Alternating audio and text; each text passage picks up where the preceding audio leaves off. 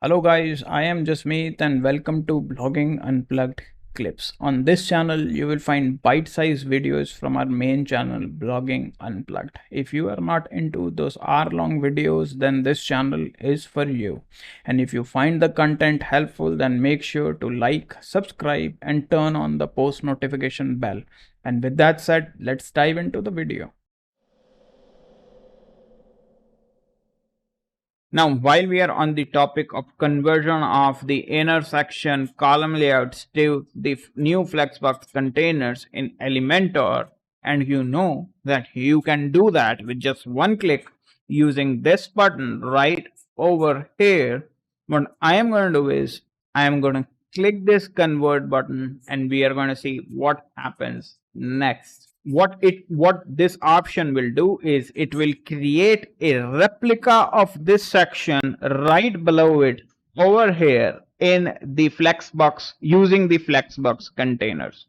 Now you will still have this section, but you will have an exact same replica of it created using Flexbox container right below it.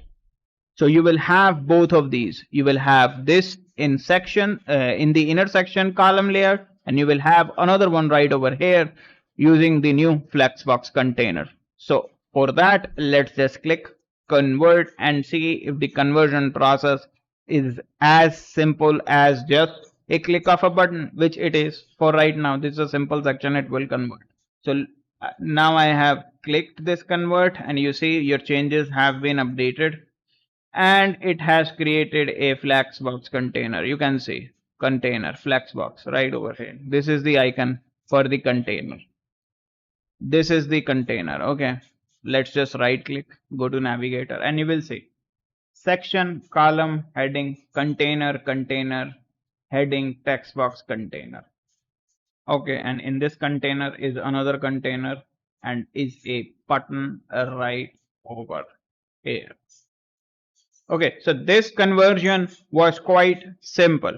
Now, in situations where things do not go as per plan, in that situation, again, I am letting you know that you will have to make a certain changes or you will have to rebuild those sections from scratch. So keep this in mind. Now I hope you have found this video helpful, and if you did, then make sure to leave a like and subscribe to this channel. Also, the links to our socials are in the description box below.